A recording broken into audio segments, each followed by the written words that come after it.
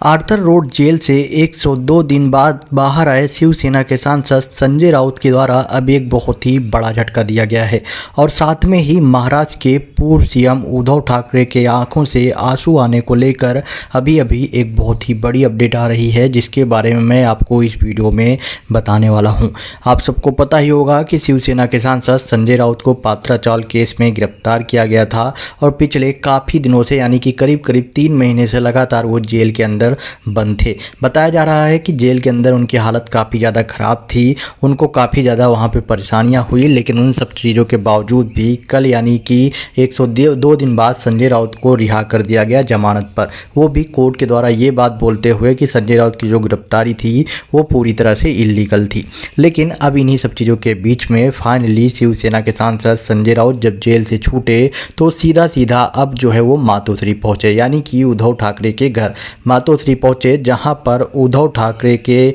Wife रश्मि ठाकरे के द्वारा उनका जो है सम्मान किया गया। वहां पर इनको जो है टीका लगा के इनका वेलकम किया गया, जैसा कि आप फोटो में देख भी सकते हैं। लेकिन इसके साथ में ही पत्रकारों से बात करते हुए राउत ने कहा कि राज्य के पूर्व मुख्यमंत्री उद्धव ठाकरे जेल में अपने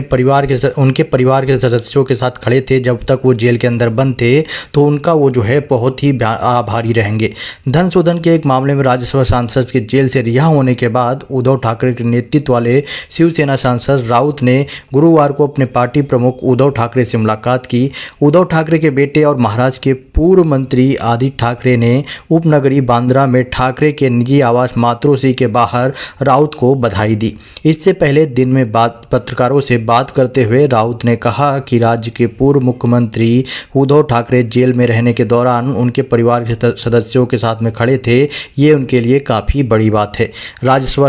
सदस्य ने यह भी दावा किया कि उनकी गिरफ्तारी राजनीतिक थी और इस तरह की प्रतिशोध की राजनीति पहले देश में नहीं देखी जा सकी है। बुधवार शाम को मुंबई के आर्थर रोड जेल से रिहा होने के बाद राउत ने कहा कि उद्धव ठाकरे से फ़ोन पर भी उन्होंने बात की थी और जब जैसे ही रिहा हुए वैसे ही उन्होंने उद्धव ठाकरे को फ़ोन किया, लेकिन फ़ोन पर बात करते करते उनकी आवाज़ जो है पूरी तरह से भारी हो गई, मतलब कि वो जो है पूरी तरह से उनके आँख में आंसू आ गया, जिसकी वजह से उनके बीच में भावनात्मक बातचीत हुई। राउत और उद्धव ठाकरे करीबी सहयोगी के रूप में जाने जाते हैं। दोनों लोगों को बताया जाता है कि उद्धव ठाकरे के बहुत बड़े समर्थक जो है वो संजय राउत हैं और हर जगह पे चाहे जितनी भी कभी भी प्रॉब्लम हो उद्धव ठाकरे के साथ में संजय राउत खड़े रहते हैं। शायद यही एक वजह है कि जब संजय राउत कल जेल से रिहा हुए और उन्होंने फ़ोन किया महाराष्ट्र के पूर्व सीएम उद्धव ठाकरे को, तो उद्धव ठाकरे पूरी तरह से भावुक हो गए। उसके बाद फाइनली आज जो है संजय राउत उद्धव ठाकरे के घर पर पहुंचे और उद्धव ठाकरे से उन्होंने मुलाकात की। साथ में ही उद्धव ठाकरे के अलावा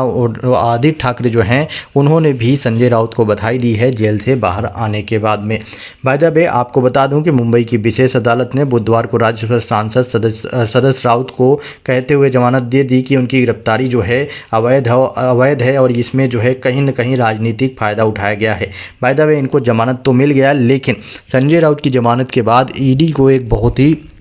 बड़ा झटका लगा है। मतलब संजय राउत जेल से तो निकल आए, लेकिन इन्होंने सेंट्रल एजेंसी ईडी को बहुत बड़ा झटका दे दिया है, क्योंकि सेंट्रल एजेंसी ईडी के ऊपर अब पूरी तरह से सवाल उठने शुरू हो गए हैं। लोगों के द्वारा सवाल उठाए जा रहे हैं कि आखिरकार सेंट्रल एजेंसी के पास में जब कोई एविडेंस नहीं थे, जैसा कि कोर्ट के द्वारा दावा किया गया, और जब एविडेंस नहीं थे तो आखिरकार इल्लीगल तरीके से क्यों गिरफ्तार किया गया, वो भी संजय राउत को। यहाँ तक कि संजय राउत और प्रवीण राउत को भी बोला गया है कि इल्लीगल तरीके से गिरफ्तारी हुई है, लेकिन संजय राउत की जो गिरफ्तारी है वो पूरी तरह से गलत है। प्रवीण राउत को दीवानी मामले में जो है गिरफ्तार करना था, लेकिन उनको जो है मनी लॉन्ड्रिंग में गिरफ्तार किया गया, जो कि गलत है। पहले उनके लेकर ये बोला गया, लेकिन यहाँ पे अगर बात की जाए संजय राउत की, तो संजय राउत की तो गिरफ्तारी होनी ही नहीं चाहिए, कोई गलती है ही नहीं, उसके बाद भी गिरफ्तार किया गया। ये जो है कोर्ट के जज के द्वारा अपने स्टेटमेंट में बोला गया, जिसके बाद मामला पूरी तरह से गर्मा चुका है। लगातार जो विपक्षी पार्टियां हैं वो पूरी तरह से केंद्र पर हमलावर दिखाई दे रही हैं और साथ में ही सेंट्रल एजेंसी ईडी को चारों तरफ से घेरा जा रहा है। सेंट्रल एजेंसी ईडी के ऊपर सवाल उठाए जा रहे हैं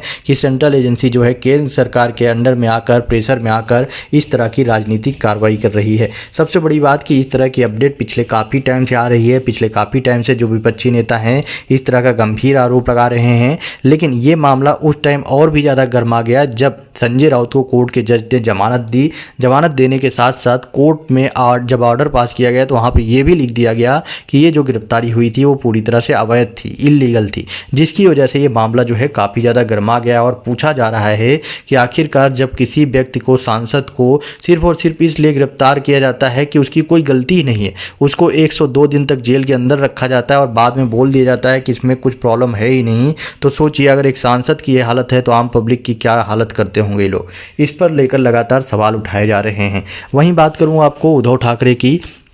तो उद्धव ठाकरे जैसे ही शिवसेना के सांसद संजय राउत से उन्होंने मुलाकात किया, उसके बाद उद्धव ठाकरे ने भी मीडिया से बात किया। मीडिया से बात करने के दौरान उद्धव ठाकरे, महाराष्ट्र के पूर्व सीएम उद्धव ठाकरे ने बोला कि केंद्र सरकार जो है वो पूरी तरह से उसको शर्म नहीं है और वो फिर से संजय राउत को एक बार फिर से किसी न किसी और मामले में फंसाने की 100% कोशिश करेगी। उसको जो है वो उसके द्वारा किए गए कामों को लेकर कोई भी शर्म नहीं है केंद्र सरकार को, तो वो जो है एक बार फिर से राजनीति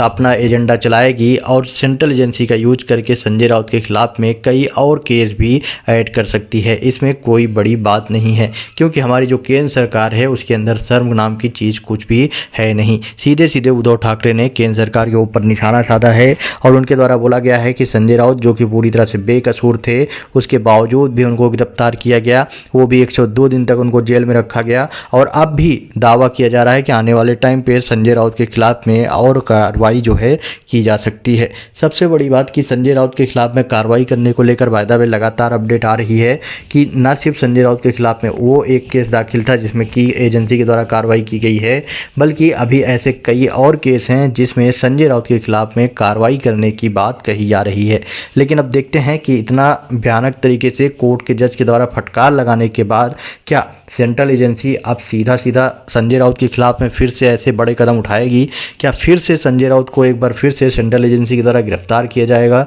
क्योंकि ये काफ़ी बड़ी बात है कि कोर्ट के जज के द्वारा सेंट्रल एजेंसी को फटकार लगाया गया। और सबसे बड़ी बात यहाँ पर यह है कि पीएमएलए कोर्ट के जज ने पहले फटकार लगाते हुए यहाँ पर